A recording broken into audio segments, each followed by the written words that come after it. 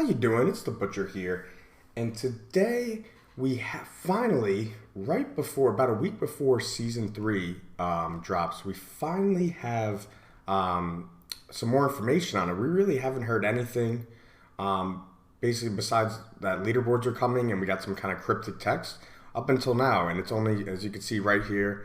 It's coming out on January 23rd. I'm recording this on the 16th, so basically a week away. So finally, we got some more information. So season three is going to be Season of the Construct, is what they're calling it. As you can see right there, comes out January 23rd, 10 a.m. Pacific time. And I'm going to go through the patch notes. I've already read them over and kind of go through what I think. There are some interesting things. There's also, some very big concerns for me as well too. And we'll get into all that. So first things first, they mentioned the new quest line. It's Zoltan Kuli's Legacy is the new quest, what the new quest line is called, I guess. But more importantly, what they mentioned in this part is you travel to the Gate Hall, and it says town under Kazakhstan that serves as your base of operations in the fight against the constructs. And there is a trailer as well too. And what it looked like almost was almost like your own little hideout, similar to Path of Exile with like a map device in there. I don't know if anyone picked up on that, but that's what it looked like to me.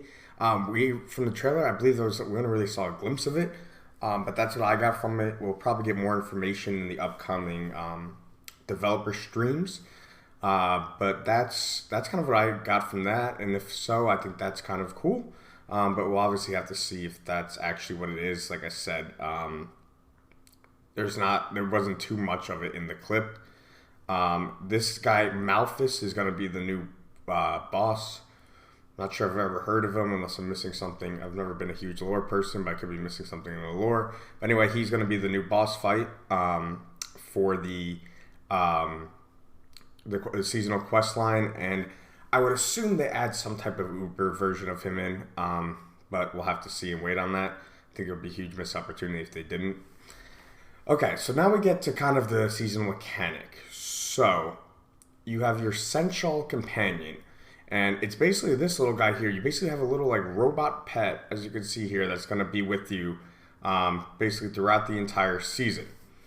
And so what he does is he's actually basically the whole seasonal mechanic. And you add skills and augment skills and upgrade skills in him through this, as you can see right here, this little window, which is going to be the same place as the vampiric powers, as you can see down there. But you can equip different skills to them, and there's different supports they can have as well. So I think like they mentioned there, so you can met two governing stones. The governing stones are like the actual skills, and the tuning stones are basically the support skills. And then if we move down here, I'm not going to go through all of these. I'm going to make another video actually breaking these down, what I think these mechanics mean for each class, and we should be getting some more information soon on actually some class balance. But if you look through them, so they're not actually really doing stuff for your own character. All the abilities basically are, deploy a small construct that lands on a target exposed 3 times. The central construct channels a ray of fire onto targets. It rolls its legs around. So you can see this is the little robot, Sensual, whatever it is basically what the mechanic is. And then while you have these abilities right here, you also have different ways to augment them. So you can effect size increase, the attack speed is increased, whatever it might be with these tuning stones. So this is kind of the first bit of major news to me. So this is completely different to what they had in Season 1 and Season 2. Because both those strictly augmented your character. Season 1, I think the Immigrant Hearts were a bit more active, while Season 2 was passive, but you didn't have to like slot them in. And Season 2 was much, more widely, it was much more well received from pretty much everybody. You got things like attack speed, you got an overpower every 20 seconds. You got some DR, so they're mostly passive abilities. This is a complete switch up that we aren't actually kind of buffing our own character, but rather buffing this little companion. And I actually kind of like it. We'll see how it plays out in reality. I think it could be a cool change up. Then what are they going to do again? Give us more attack speed and whatnot, with just different runes instead of vampiric powers. So I think this is interesting. I like the little innovation it goes for. So I don't mind this. But as we go down, obviously you can see all the support here. Like I said, I'll make a separate video going through all those. But you can look at this for yourself if you are curious. And then Matt, we don't know what this is, but these look like they might be some super strong ones or something. Okay, and so then we come down here, and this is kind of the second piece of big news we got, I would think. So we got these new dungeons called vaults. And these are going to be, it sounds like endgame dungeons, at least the way, if you read this here. I think they're going to be endgame, so it's going to give you really high loot. And you can use different things, like you'll get these pearls and things like that, and you'll be able to kind of basically augment your map, make it harder, but also make it so that you get better loot. Which, again, I think is a little kind of nod to PoE in the way their mapping system works, which I don't mind them taking stuff from because it's fantastic. Yeah, so you can see here it tells you increase the risk, but your reward will be increased. So that's cool. So you can make it, as hard as you want to, basically kind of customize the experience, and then you get the risk reward, which is cool. You'll get this thing at the end that gives you legendary items that will unlock in World Tier 3. And they will either drop or you can craft them. But these would appear to be new endgame dungeons. So we are losing the Abattoir of Zir. I'm curious as to how they handle these. It doesn't really give too much information besides that it'll be harder. It doesn't say they'll get more health, they'll get more dangerous. It doesn't give us anything like that. So that's something we're going to have to wait and see. But that is new, and it seems like a good change, or seems like a good implementation.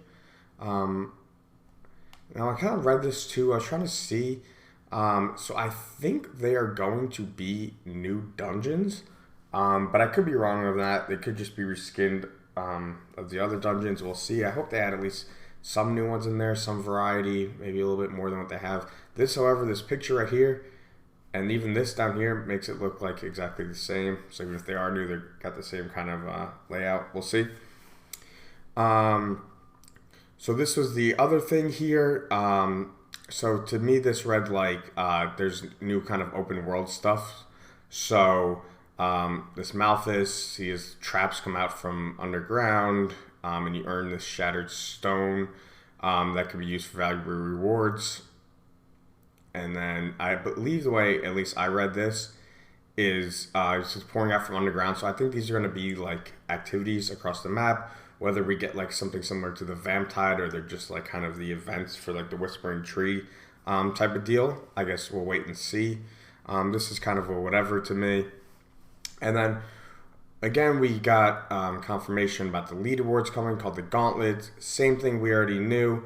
It'll be weekly. It'll be set dungeon. Everyone's will be the same. Nothing else new. It said it'll be available in a future block, so we'll have to wait and see about that. Again, that might be its own video in of itself. Okay, so this is really the last thing, and then I'll get into my thoughts on it.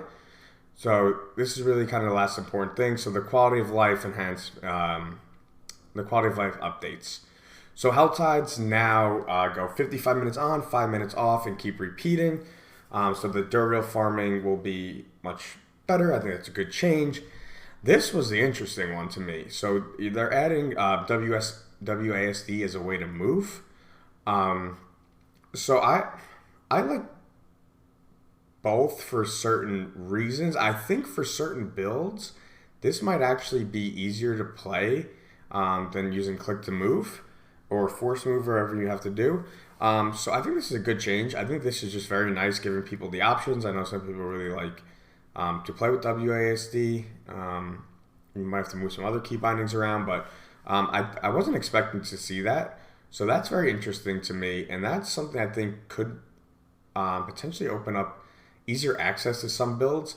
Like, for example, the kind of barbarian meta for this past season, or for the Abattoir of Zir, I should say, was that Whirlwind, Hoda kind of rotation.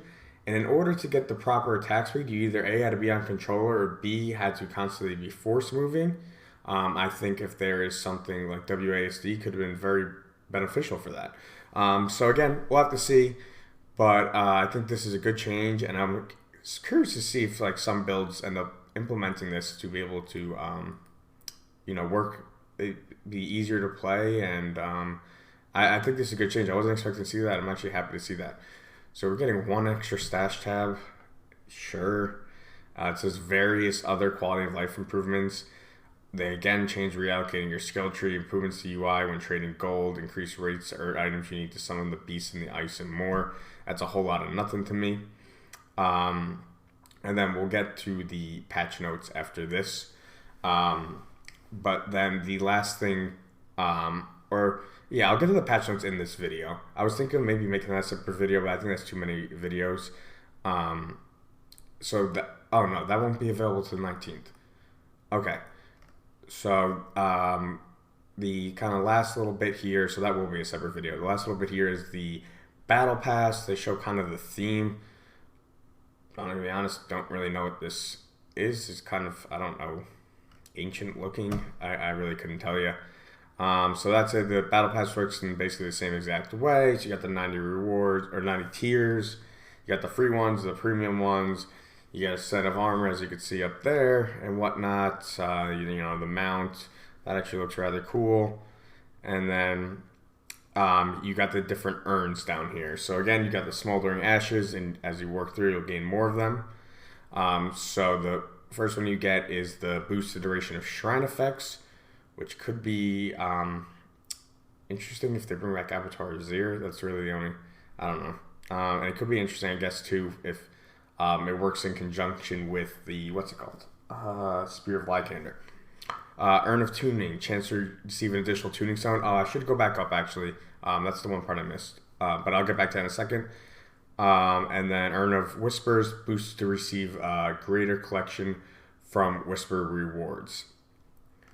That's the 3 new blessings. And then the bonuses earned from season blessings only last the end of the season. Makes sense. And then they just have a little thing here about what's going to be in the shop. That actually looks rather cool. It's kind of like a, I don't know, year of the new year, or the Chinese New Year looking thing right there. That looks quite cool. That looks a lot better than this, but to be expected, the cooler stuff would be in the shop. But anyway, so sorry, that's the one part I did miss, and then I'll get into my thoughts, is the, so you're actually leveling these things up, and you can see this. So those shattered stones that you get from the world and destroying them can be used to craft governing and tuning stones. And then this is what I was talking about and what they mentioned down there. So to increase their power, you're going to actually have to get a bunch of them, and then you fuse them together, basically destroying them, and that gives you XP, and it level up and that's how you level up your stones. And then it tells you as well too, what can it do? It could do things like add additional projectiles or augment the damage type they perform.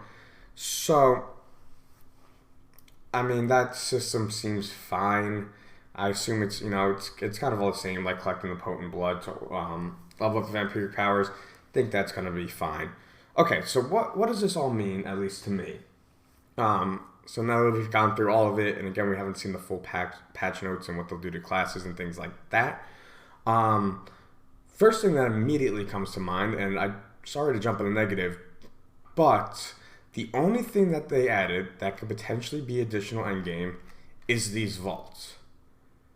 Is this going to be enough? I don't see any way it possibly could be. That's the first thing that comes to mind. I'm sorry. And then they also are going to add the leaderboards, which is endgame too, because you have to be level 100, and your best build is going to help you do that. But that's it. So, I guess new information I was trying to say. We already knew about the leaderboards. So this is a huge concern to me. I don't know how this is meant to get us through a full 3-month season. You have your weekly leaderboards. Let's say you do it however many times you want to get a good score. You're done with that. You could do that throughout the whole season if you wanted to. I don't know how long you want to keep doing these vaults, because it seems their incentive is to do them to get better gear, which the way I'm kind of reading this too, I think they're trying to offer alternative to just constantly farming Duriel, which would be really good. But then the problem is, once you get your Shaco and your grandfather and what the hell else you got, what do you actually use on? Because right now the only thing is going to be these leaderboards with the gauntlet, and you're going to be playing them if you really want to game week after week after week after week. Just basically the same thing, just flipped around a little bit. Essentially, is what I'm seeing. So that is immediately the first thing that comes to mind. Where is more endgame, new activities, harder content? We got these vaults, but it sounds like they'll just be used as basically another way to get your loot, like Duriel was. So, I mean, I'm sorry, but that's the first thing that I see is where is the endgame? I was praying for some new endgame activity besides the leaderboards that they were going to add, whether that be, some kind of different mechanic or some type of different challenges or just anything. And, I don't see that unless there's something I'm missing. I don't see that at all. So second thoughts, I kind of gave them a little bit before. I do think having this little companion guy is a cool mix-up instead of the way they've done the first two. So I think this could be, we'll have to see how it actually plays out in practice. I think this could be cool. I think, when I kind of read over these, they don't seem crazy, but they could potentially open up some different builds because you are kind of getting additional abilities, which is cool too, because one of the biggest complaints is you can only really slot in, you can only slot in 6 abilities at a time. So that is pretty cool to me. And like I said, we'll have to see how it works in practice, and I'll go through everything. I'll go through all of these and see what I think, because I think there is some ones that look pretty interesting. But that's my second thought. And my third thought is kind of, I don't really know how to explain it, but like, where is the direction, I guess, is what I would say. Because again, and this is one of the things I said in the previous video I made about things that need to change, they are not building upon really anything they've done. I know they're going to leave Duriel in there. But as far as like the vampire mechanics, those all seem to be gone. Any of the vampires, like, they're not really adding anything. Each season is really just basically starting fresh on a blank slate on a pretty bare bones game. And I know now you have Duriel, but that's about all that's been added from the first 2 seasons. So you're kind of just starting fresh from a blank slate. And with the way the game is now, that is not sustainable, in my opinion. You need to continuously build on what you've done in the seasons past. There needs to be new mechanics while those old ones either stay, or if they can't stay in the regular capacity, they're tweaked so they're able to stay. And you're constantly building on top of that. Instead, we're kind of, like I said, wipe the slate clean, throw in some new stuff, start over. And for 3, maybe that would work if the seasons were 1 or 2 months, but they're 3 months long. So any chance in hell of getting people through 2 months, and I'm being very generous by saying 2 months, realistically it's more like 1, maybe 1.5 at most. But getting people through the end of the season, I just don't see it, because there's not enough to do. And you're getting rid of what you've done, basically almost like erasing your work, and then just kind of starting over. So those are my big concerns. Like I said, as far as the positives, I think the companion guy looks pretty cool, but I am very, very concerned that, again, no really endgame whatsoever, it seems like, besides they finally added leaderboards. I mean, I got to be honest, I'm more nervous than I am excited for this season, is the way I would put it. I would love to be proven wrong. I would love the season to be great. I will still be playing it. I will still be making guides on it.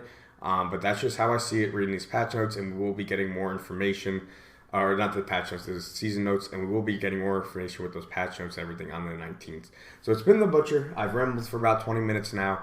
That's pretty much everything you need to know about this season, and those are my thoughts on what's upcoming. And there is a trailer out if you want to go look at that too. It's kind of just 2 minutes of, kind of a whole lot of nothing, but it's pretty cool cinematically. But anyway, it's been The Butcher, and I'll see you in the next video. Thanks.